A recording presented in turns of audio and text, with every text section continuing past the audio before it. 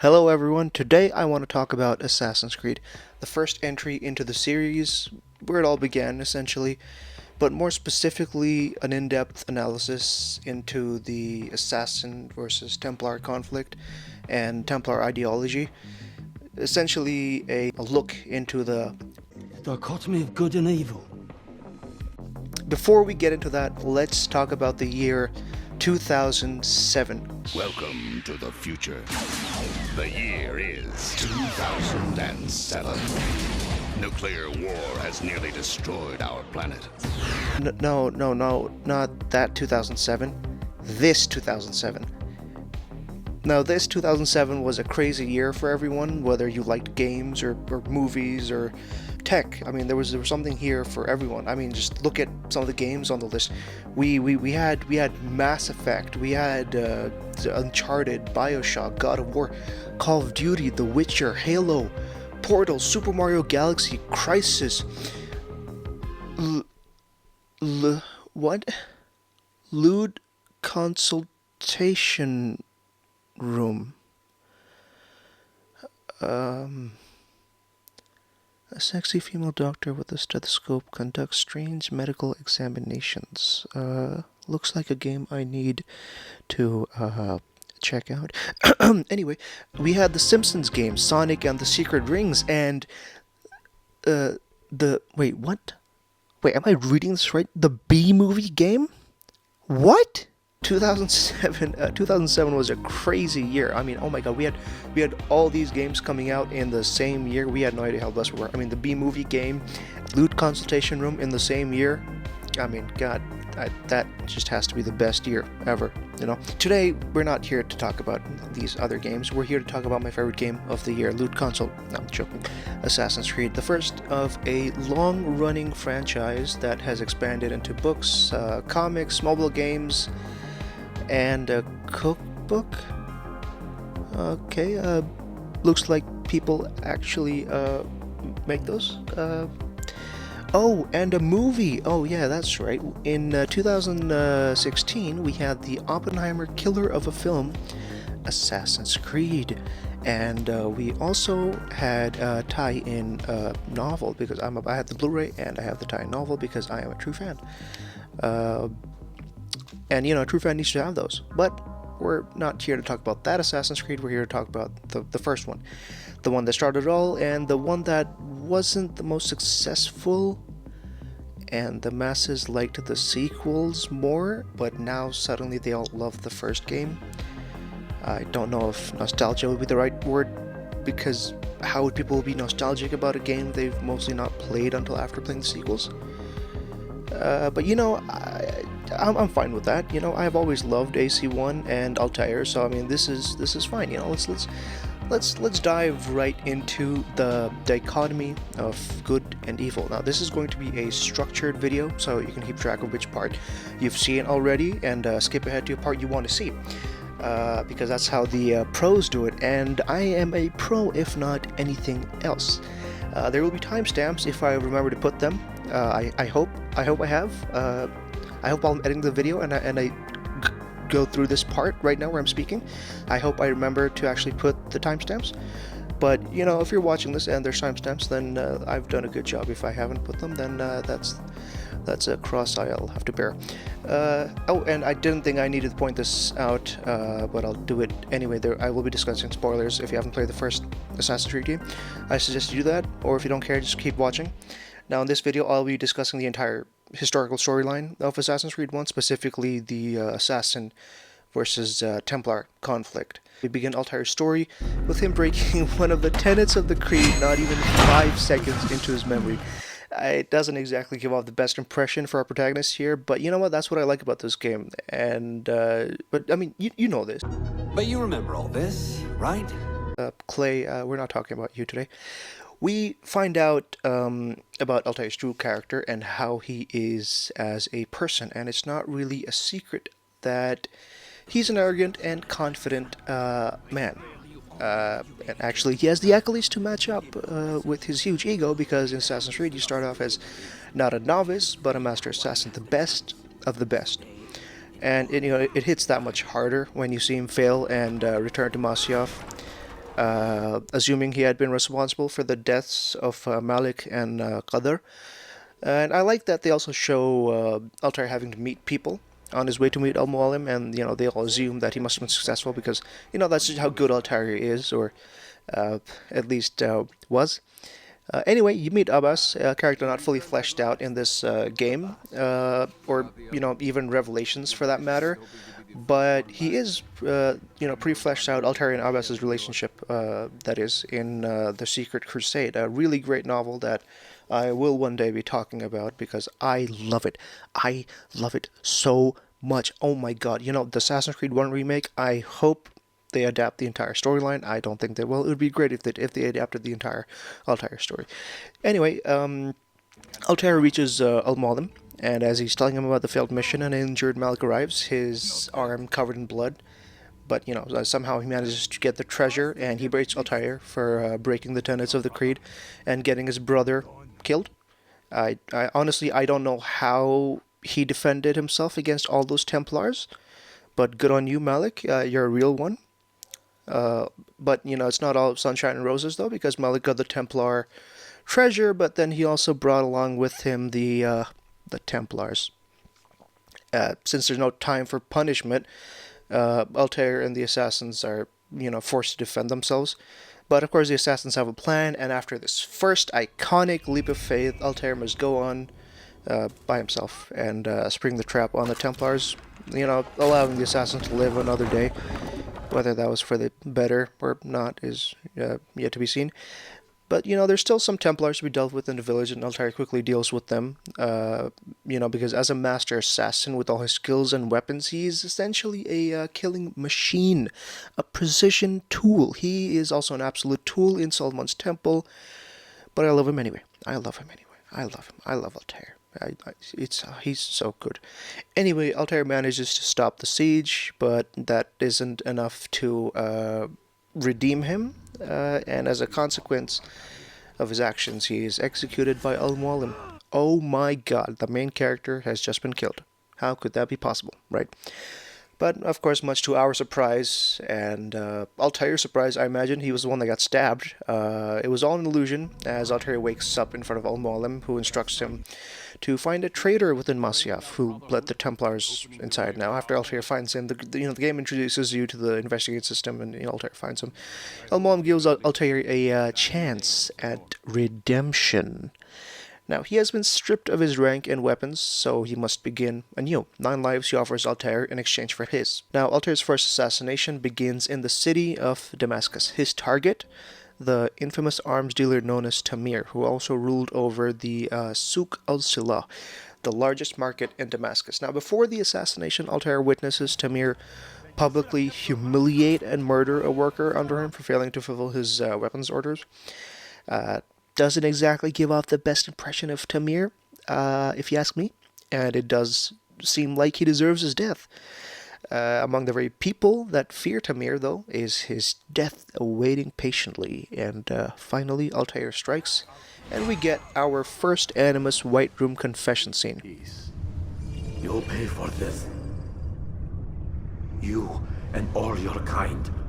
It seems you're the one pays now, my friend. You'll not profit from suffering any longer. You think me some petty death dealer, suckling at the breast of war? A strange target, don't you think? Why me, when so many others do the same? You believe yourself different, then?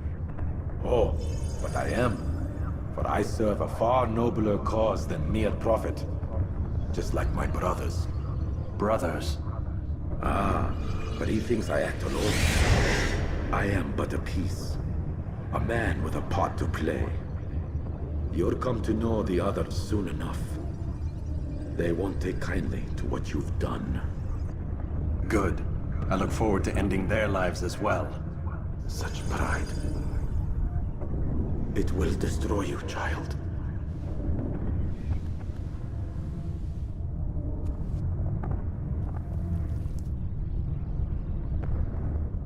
This leaves Altair and even us wondering what Tamir was talking about. I mean, he says he serves a noble cause, but we see him killing a man in cold blood in front of everyone to make a point.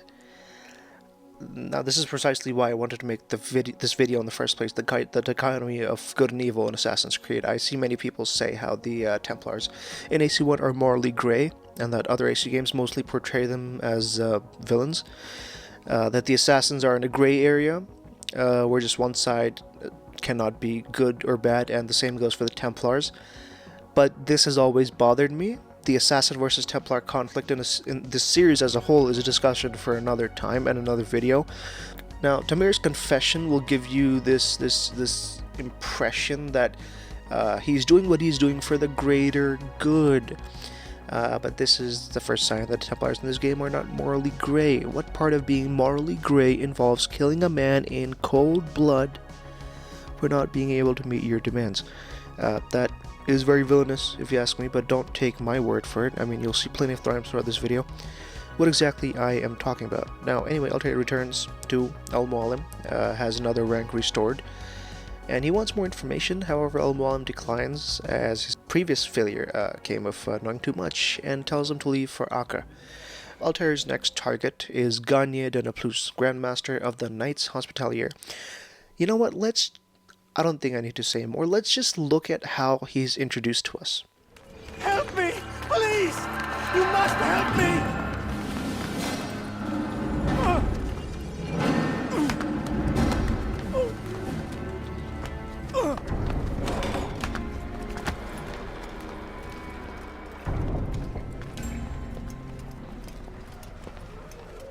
Enough, my child.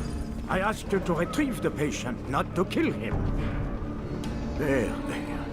Everything will be all right. No! Give me your hand. Don't touch me! Not again! Cast out this fear, else I cannot help you. Help me? Like you helped the others? You took their souls! I saw! But not mine! No! You'll not have mine! Ah! Take hold of yourself. Do you think this gives me pleasure? Do you think I want to hurt you? But you leave me no choice. Every kind word matched by the back of his hand! All lies and deception! He won't be content until all bow before him! You should not have done that. Return him to his quarters. I'll be along once I've tended to the You other. can't keep me here! I'll escape again! No, you won't. Break his legs, both of them.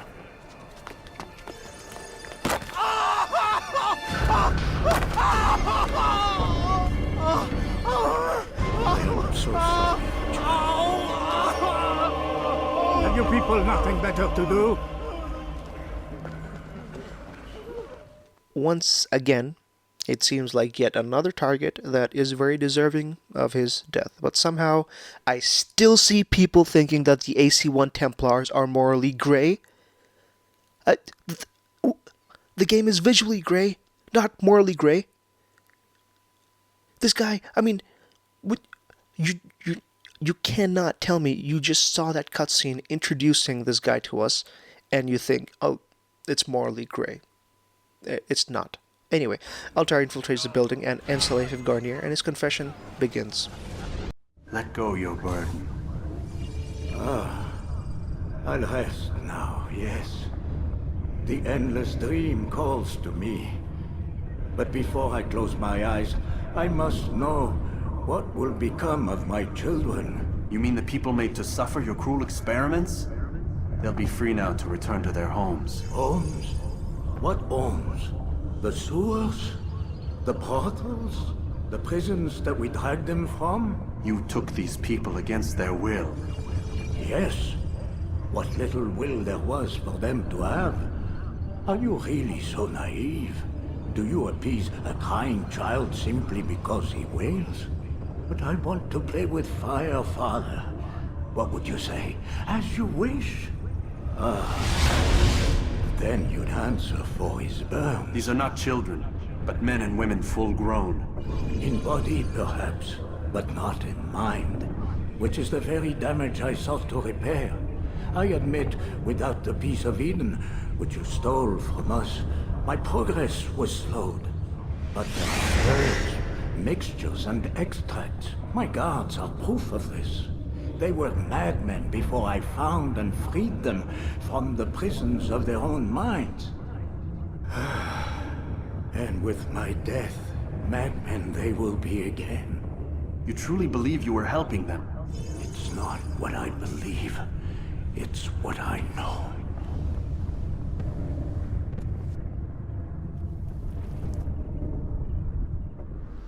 Now, this exchange might have made you think that perhaps he was saving those poor souls because you think that it's morally grey, the Templars in this game, which, no, they're not. Okay. He says he's saving those poor souls who had nowhere to go. And, you know, considering the fact that his guards were once his patients who have now devoted themselves to protecting him, you might kind of be inclined to believe him to an extent. And, you know, he talks about how little free will those people had. It doesn't exactly look like a morally grey situation to me, if you ask me. But, you know, this conversation kind of, this confession reminds me of a conversation Basim has in Assassin's Creed Valhalla. Yes, for without it, Christ's sacrifice means nothing. He died to save us, did he not? From the original sin of Adam and Eve? Yet evil persists. Yes, evil persists because he gave us free will. Does a newborn babe, slain by a despot, have free will? Yes. No, I mean, that is too simplistic. Or the priest, whose heart is torn from his chest by the wolf? Judas, who was predestined to betray the Nazarene? It's a very small dialogue exchange, but it helps put into perspective how delusional the Naplouse was. Altair is, I mean, he's curious about this, and he brings it up to Mualim, you know, when he turns and they speak about this, and there is some subtle foreshadowing with Mualim here. There are plants, Altair, herbs from distant lands that can cause a man to take leave of his senses. So great are the pleasures it brings, men may even become enslaved by it. You think these men were drugged then? Poisoned? Yes, if it truly was as you describe it. Herbs. This seems a strange method of control. Our enemies have accused me of the same. The promise of paradise.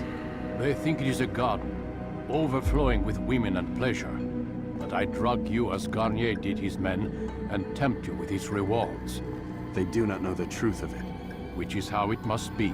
Anyway, it is time to return to Jerusalem, where Altair had not long ago disgraced himself in Solomon's temple.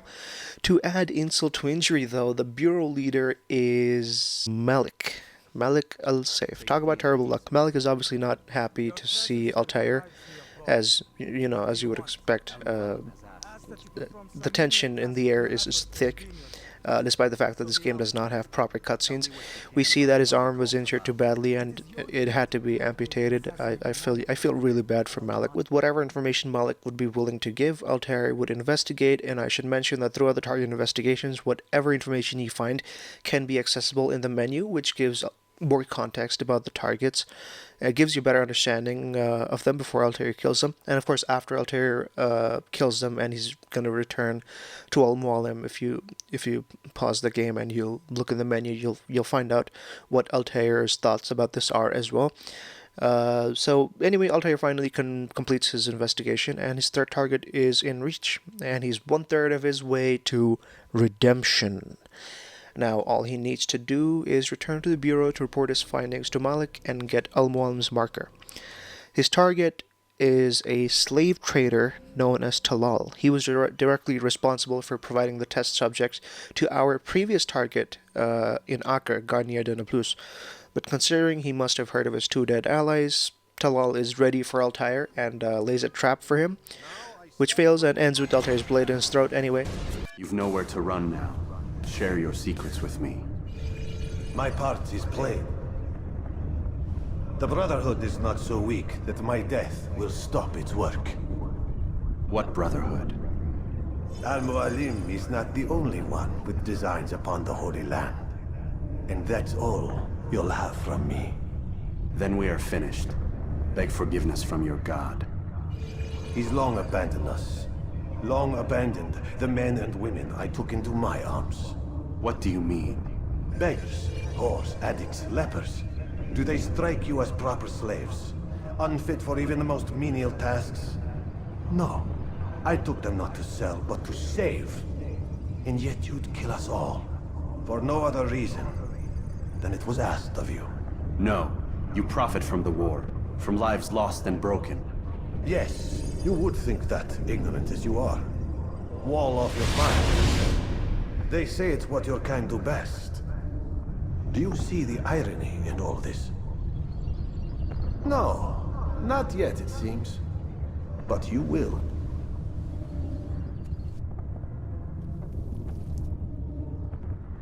Yet again, this is a slave trader, okay? Slave trader. Should I repeat that again? Slave trader. There's nothing good about that, okay? 3 of the 9 Templars so far have already been terrible people, not morally gray or ambiguous, literally terrible people. Regardless of how Talal spin things and says that he was saving them, we saw what kind of saving was being done by Garnier. So you can call Altair ignorant, but I will also direct that towards him. Malik mentions the subtlety that Altair displays, or lack thereof, and his thoughts about that. Which, to be fair, Altair is not exactly wrong, because the way the assassins operated before Altair's reformation was pretty much like this. An assassin must be hidden until the moment to strike. Bassam mentions this too in Valhalla. You don't prefer working in the shadows? And so we have. To steal a man, take him with swiftness, and escape without anyone on our heels. We hide in plain sight. Such is our way. But only until the moment of success. The final strike. Because the Hidden Ones and the assassins in Masyaf before Altair's before Altair's reformation are essentially one and the same, unlike the Order of Ancients and the idea of the Templar Order that was initially put forth by Alfred, but then they got corrupted and became like the Order of Ancients anyway. But that's a discussion for another day, if I remember to make a video about that. So it was just their way at the time, and what Malik says definitely has merit, and that does eventually play into how Altair reforms the Brotherhood to specifically focus on utmost discretion, and he does away with the old methods, which is good. Now we start again in Damascus. This time his target is the Merchant King, Abul Nuqoud. So Altair attends a lavish party thrown by Abul Nuqoud, who proceeds to insult the people for supporting the war effort of Saladin and poisons them. Okay, this has to be proof that these are not the good guys. Hello? I mean, this guy killed all of these people. He kills all of these people. You see this. You're seeing this, right? Altair makes quick work of it. Be at peace now. Their words can no longer do harm. Why have you done this? You stole money from those you claim to lead. Sent it away for some unknown purpose. I want to know where it's gone and why. Look at me. My very nature is an affront to the people I ruled. And these noble robes did little more than to muffle their shouts of hate. So this is about vengeance, then? No, not vengeance, but my conscience. How could I finance a war in service to the same god that calls me an abomination? If you do not serve Salah ad-Din's cause, then whose? In time, you'll come to know them. I think perhaps you already do. Then why hide? And why these dark deeds? Is it so different from your own work? You take the lives of men and women, strong in the conviction that their deaths will improve the lots of those left behind. A minor evil for a greater good? We are the same. No, we are nothing alike.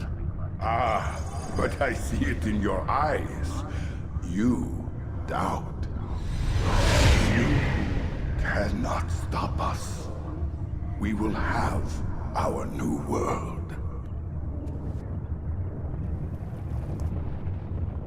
Okay, you see how yet again Abul Nuqoud, like the previous 3 targets, has been acting like this is all a noble cause for the greater good, and that he isn't going to be absolved of any sins, for he's not committed any sins. Okay, not exactly his words, but my interpretation.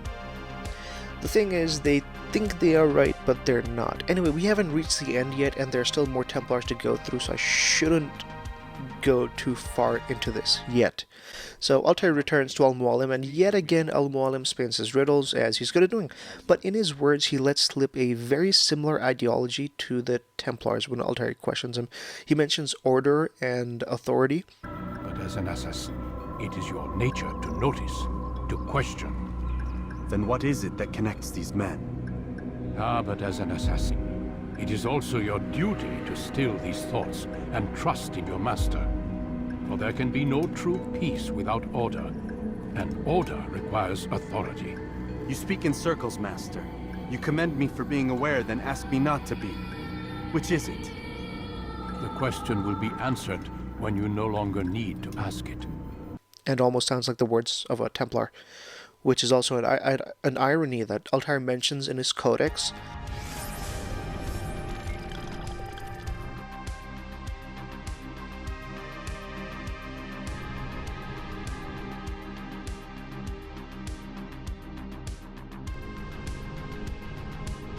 Let us move on to our next target in Acre, William of Montferrat. Now, William here was a crusader in the army of Richard the Lionheart of England, who eventually took over as regent of Acre after the conquest by the Europeans.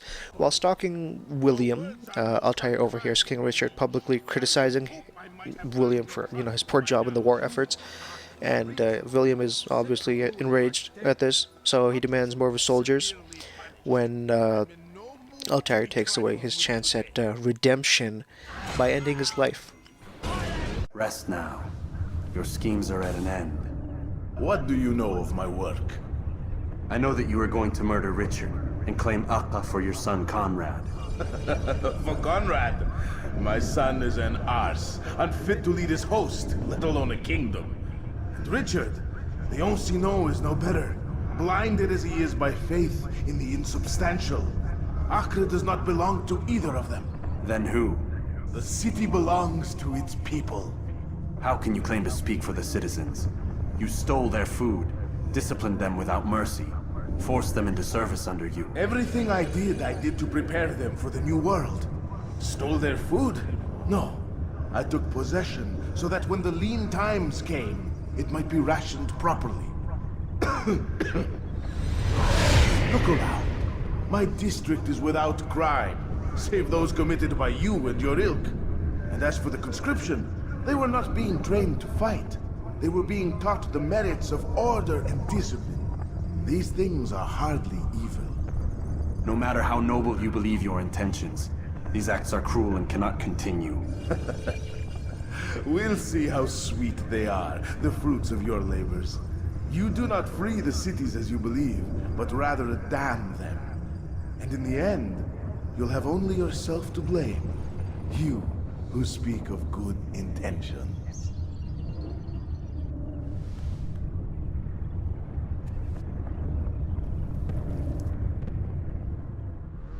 Yet again, this would leave you wondering whether Altair is doing the right thing by killing these Templars, as it seems like William seems to be thinking about the people and believes, that the city belongs to the people, which sounds like, a good thing. It sounds like he actually cares and that Altair is in the wrong.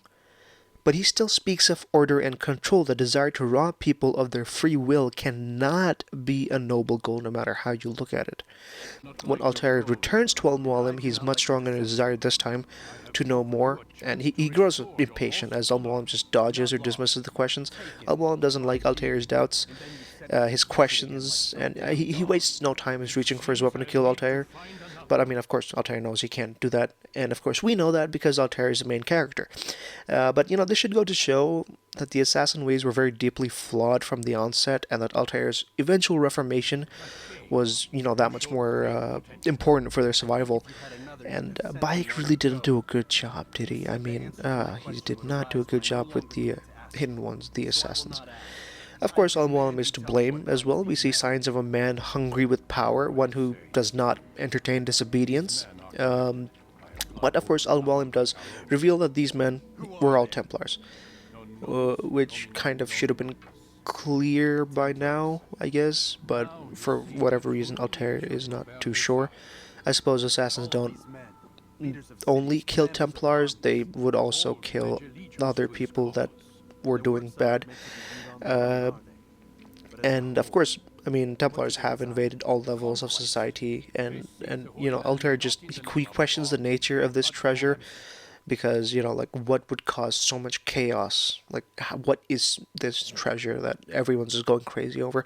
Anyway, Al-Mualim, of course, he dismisses it for later, because we can't have too much plot at once, I guess. Now let's talk about our sixth target, Majd Addin. Majd Addin is a power-hungry Saracen regent of Jerusalem. His lust for power is essentially the root of his evil, because, you know, he executes anyone who disagrees with his way. Once again, not exactly a good person. Don't take my word for it. I would hope that you would sense a pattern by now. Altair interferes with the public execution and saves the assassin from death, and soon ends Majd Addin's bloodlust and his life. Here is finished. No, no! It had only just begun! Tell me, what's your part in all of this? Do you intend to defend yourself as the others have and explain away your evil deeds? The Brotherhood wanted the city. I wanted power. There was an opportunity. An opportunity to murder innocents. Not so innocent. Dissident voices cut deep as steel. They disrupt order. In this, I do agree with the Brotherhood. You'd kill people simply for believing differently than you. Of course not. I killed them because I could. Because it was fun. Do you know what it feels like to determine another man's fate? And did you see the way the people cheered? The way they feared me? I was like a god. You'd have done the same if you could. Such power. Once perhaps. But then I learned what becomes of those who lift themselves above others. And what is that? Here, let me show you.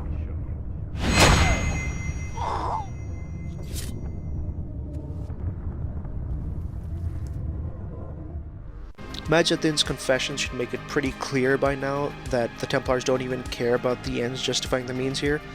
I mean, the Templars here are all corrupt with power and only seek to benefit themselves. I hope you've noticed. Well, this time, upon Altair's arrival to Masyaf, he gets some answers about the mysterious Templar treasure, a piece of Eden slowly unraveling a mystery that would span the entire series. After their discussion, Al-Mualim sends out Altair to deal with the final three targets, starting in Damascus with Jubair al-Hakim, the chief scholar of Damascus, who's in the process of burning books, because he thinks it makes people ignorant and foolish. He wanted them to think for themselves. Let's talk about this after Jubair's confession. When Altair reaches Jubair, he kills one of his own workers in the fire of the burning books for defending them. Not exactly the best look for Jubair to be doing that if he wants to maintain a high ground of noble intentions. And sure enough, Altair reaches him and ends his life, leading to Jubair's confession. Why? Why have you done this? Men must be free to do what they believe. It is not our right to punish one for thinking what they do, no matter how much we disagree. Then what? You of all people should know the answer. Educate them. Teach them right from wrong. It must be knowledge that frees them, not force. They do not learn, fixed in their ways as they are. You are naive to think otherwise. It's an illness for which there is but one cure. You're wrong, and that's why you must be put to rest. Am I not unlike those precious books you seek to save? A source of knowledge with which you disagree, yet you're rather quick to steal my life. A small sacrifice to save many. It is necessary. Is it not ancient scrolls that inspire the Crusaders? That fill Salah ad-Din and his men with a sense of righteous fury? Their texts endanger others, bring death in their wake. I too was making a small sacrifice. It matters little now. Your deed is done, and so am I.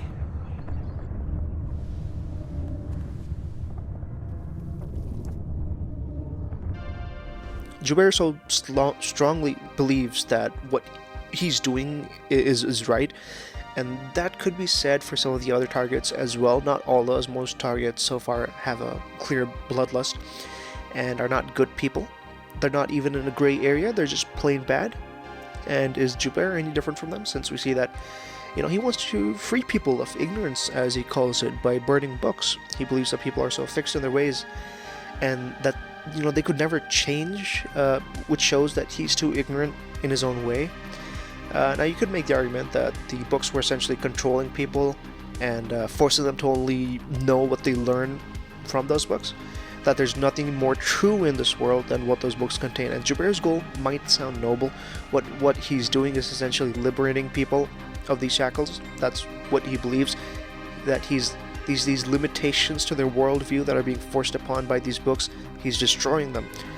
But what he and the Templars want to do is control people, control what they learn, control what they know, rob them of their free will to begin with. So he contradicts himself in this free manner. And the fact that he killed someone who questioned him, he killed someone who showed an act of free will, right? He was free to disagree with Jubair's methods. He was free to call it out and defend the books. If Jubair so strongly believed that what he was doing was right, and if this was actually a situation where the Templars are, morally gray, he would have explained why he does what he does, rather than just kill someone who questioned him. Not exactly gray, if you ask me, not exactly very morally gray. Take a shot every time I say morally gray. You'll be lights out before the end of the video. Now, upon returning to Al-Mualim and restoring yet another rank, we see another discussion between Altair and Al-Mualim. But this one ends with Al-Mualim asking the question, and Altair is one of my favorite, and what he says here is easily one of my favorite lines in the series. Before you go, I have a question for you. Of course. What is the truth? We place faith in ourselves. We see the world the way it really is, and hope that one day all mankind might see the same. What is the world, then? An illusion. One which we can either submit to, as most do, or transcend. What is it to transcend? To recognize nothing is true and everything is permitted. That laws arise not from divinity but reason. I understand now that our creed does not command us to be free. It commands us to be wise. Do you see now why the Templars are a threat? Whereas we would dispel the illusion, they would use it to rule. Yes, to reshape the world in an image more pleasing to them. That is why I sent you to steal their treasure. That is why I keep it locked away. And that is why you kill them. So long as even one survives, so too does their desire to create a new world order. The Grandmaster of the Knights Teutonic, Sibrand, he's a paranoid guy. I mean, he's gone crazy and rageful. He knows that the assassins killed his brothers, and that he's coming for him. An angel of death. I love it. I love it so much. I love it. And he ends up killing a poor man of the cloth in a fit of rage in front of the crowd, thinking that he's an assassin. And he warns everyone of the assassins. Not exactly the makings of a good person, if you ask me, but Altair makes sure to put an end to his reign of terror. Please, don't do this. You are afraid. Of course I am afraid. But you'll be safe now, held in the arms of your god. Have my brothers taught you nothing? I know what waits for me. For all of us. If not your god, then what? Nothing.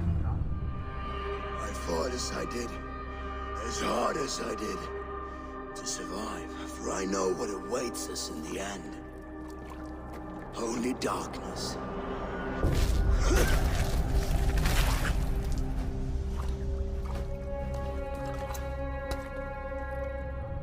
Nothing waits. And that is what I fear. You don't believe. How could I, given what I know, what I've seen? Our treasure was the proof. Proof of what? That this life is all we have. Linger a while longer then, and tell me of the part you were to play. A blockade by sea. To keep the fool kings and queens from sending reinforcements. Once we... Conquered the Holy Land? Freed it, you fool. From the tyranny of faith. Freedom? You worked to overthrow cities, control men's minds, murdered any who spoke against you. I followed my orders, believing in my cause. Same as you.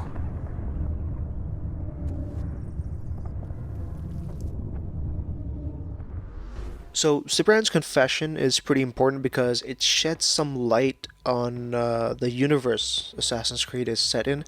Although, of course, at this point, nothing was, set in stone. But, of course, later on in the series, we came to know why the Assassins and Templars don't believe in an afterlife, and it's because of the first civ. Of course, at such an early stage in AC1, you wouldn't have known this since the writers didn't plan that far ahead. It was only in AC2 where the lore was built upon monumentally from AC1. Anyway, the time has finally come to cut off the head of the serpent, Robert de Sable. He'll be attending a funeral in the city for our beloved Majd Addin. Of course, this ends up a trap, a decoy in the form of a woman, Maria Thorpe.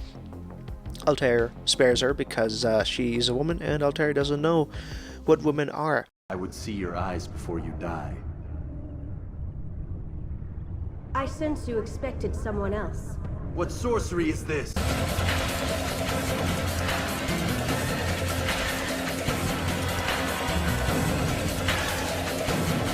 No sorcery.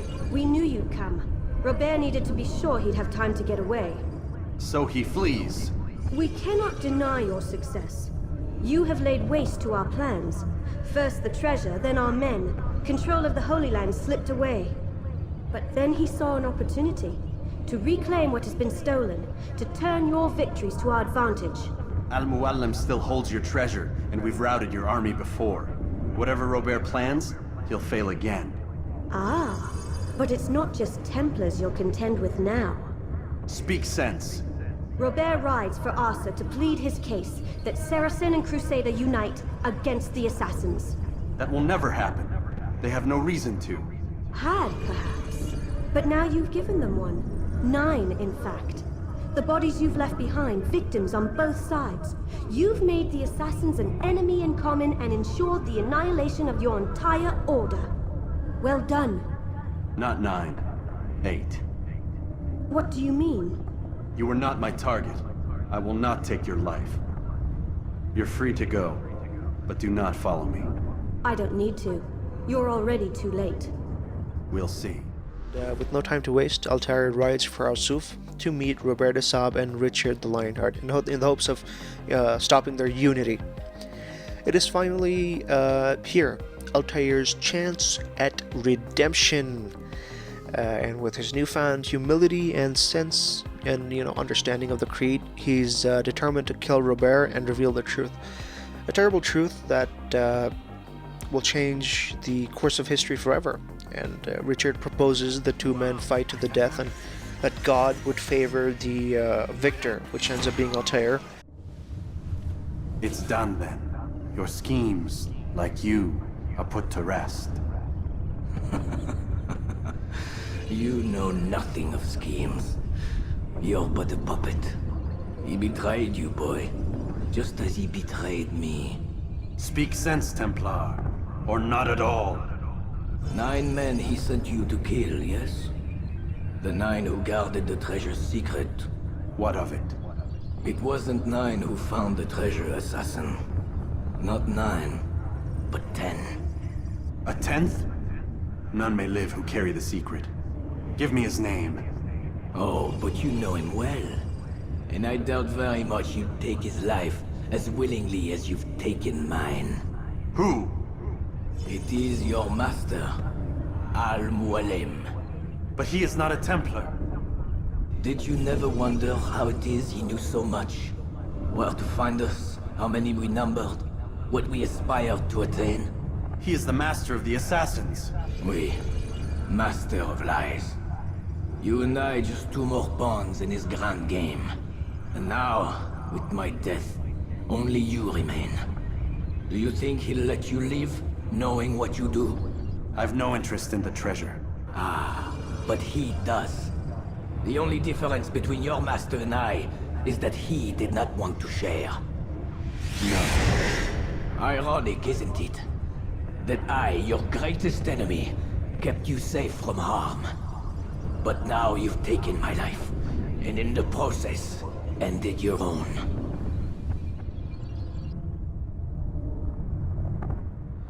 Now, Robert's confession in AC1 is probably my favorite because although the Templars in this game aren't the best or the most fleshed out, though to be fair, most of the games don't handle them too well unless they're written by the GOAT, Darby McDevitt.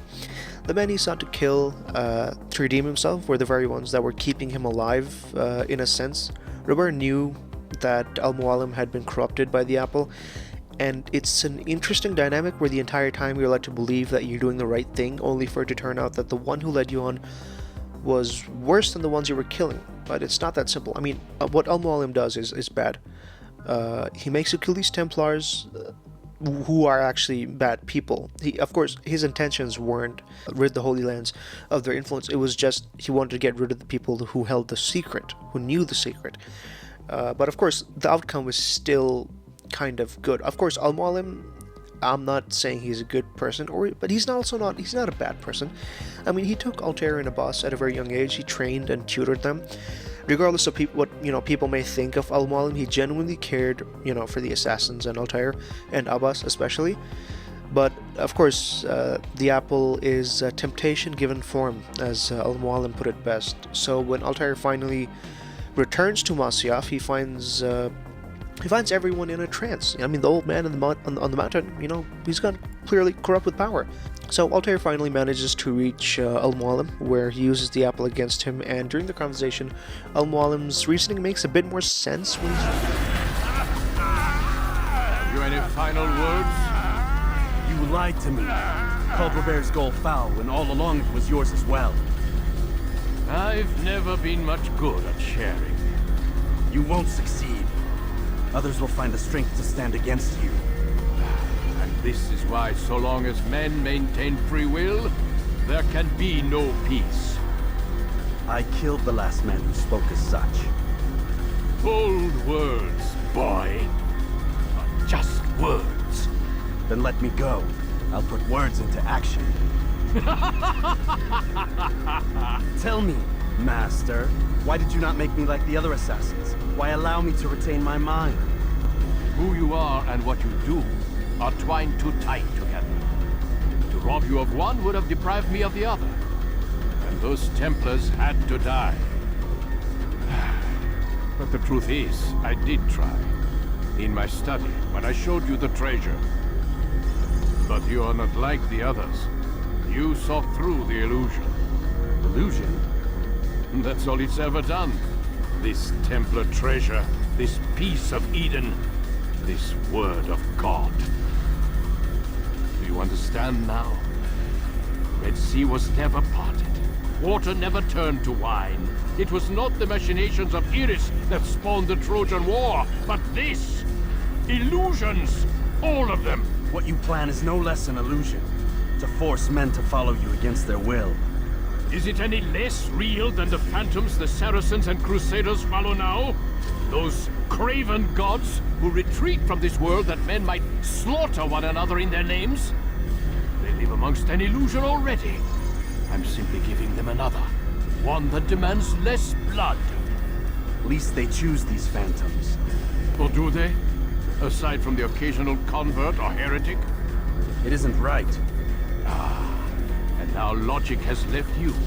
In its place, you embrace emotion. I'm disappointed. What's to be done then? You will not follow me, and I cannot compel you. And you refuse to give up this evil scheme. It seems then we are at an impasse. No, we are at an end. I will miss you, Altair. You were my very best student. When he straight up just says, yeah, the Templars were right all along. I mean, he doesn't parrot the words, but he walks the walk. As long as free will exists, there can never be true peace. That is very clearly a Templar ideology that we have seen multiple times throughout, echoed by Templars over the ages, that free will leads to chaos. Templars truly seek order, purpose, direction. No more than that. It's your lot that means to confound with this nonsense talk of freedom. Time was. The assassins professed a far more sensible goal. That of peace. Freedom is peace. Oh no. It's an invitation to chaos.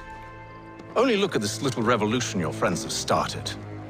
I have stood before the Continental Congress and listened to them stamp and shout. All in the name of liberty. The modern world has outgrown notions like freedom. They're content to follow.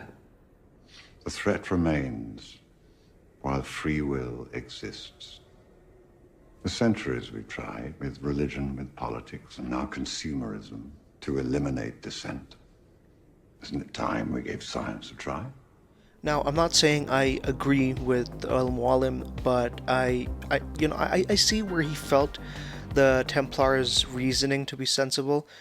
I mean, although the cost would be robbing people of their free will with the power of the apple, I mean, it doesn't make sense to depend on people to change themselves for the better, since, I mean, it's much more efficient to use the incredible power of the apple to will whatever reality you have into existence. And that's the conclusion Al-Mualim came to when he decided to have Altair hunt for the Nine. He would remove anyone and everyone who knew the secret, so he could be the one to build paradise. And look, I'm not saying I agree with his methods, I'm not saying I agree with the Templars' methods, it's just, sure, you can see a little bit of where they come from and where Al-Mualim, changed his ways, why he realized the Templar method was right. Of course, Altair doesn't let this happen though, and he ends Al-Mualim's control over the village and over the Assassin Brotherhood by ending his life.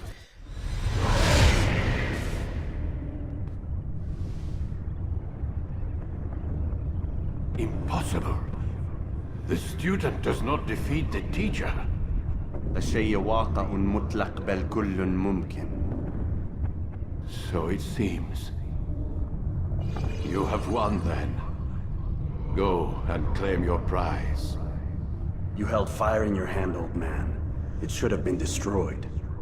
Destroy the only thing capable of ending the Crusades and creating true peace? Never. Then I will. We'll see about that. Al-Mualim's confession makes it clear that he too believes the Peace of Eden to be the only solution to ending the wars and leading to true peace. He knows the apple is temptation, but he also knows Altair won't be able to destroy it regardless of what he says.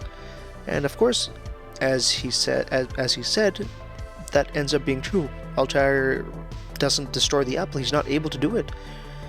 But he finds a different temptation here, not a source of power, but a means to, quench his thirst for knowledge, a wellspring of wisdom, so to speak.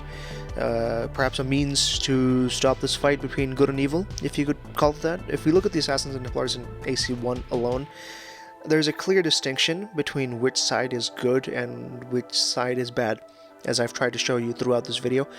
Almost every Templar confession is a riddle of its own. Jubair calls Al-Mualim a master of lies. I mean, yeah, it might be the truth, perhaps, but the same could be said of the Templars as well. They master the act of lying to the point where they simply can't distinguish between truth or lies. Truth or lies? No, don't remind me of that, please. So there you have it. I have been busting my ass off to make sure I cover each and every target and give ample time to explain what each target was responsible for doing, and I don't think they are as morally grey as people believe them to be. Does this mean I don't like Assassin's Creed 1? Absolutely not. I love it. It's one of my favorite games in the series and one of my favorite games of all time. It has a special place in my heart that it'll never be replaced. Altair has got to be my favorite fictional character, followed very closely, or maybe on the same level, as Ezio and Arthur Morgan. Now, I hope I was able to show you the dichotomy of good and evil in Assassin's Creed. I hope you enjoyed watching this, and expect more AC content in the future. It won't all be in a long scripted and structured format like this, although I'll still make videos like this from time to time. It just takes a long time, and I also want to be able to make all kinds of videos related to Assassin's Creed moving forward. So I'll be covering news, leaks, whatever. But of course, I'll still be making videos like this, because I mean, it's a series that I love and I've grown up with, and it's a large part of my hobbies and passions and goals for the future are what they are because of this series. Anyway, I have taken up quite a while of your time, and it's taken me quite a while to do this. So please share the video if you liked it, and subscribe to the channel. We are very close to hitting 100k subs. We only need about 99,940 to get there. But look, I'm not worried. We'll get there by the time Beyond Good and Evil 2 drops. So thank you so much for watching. I'll see you all in the next one.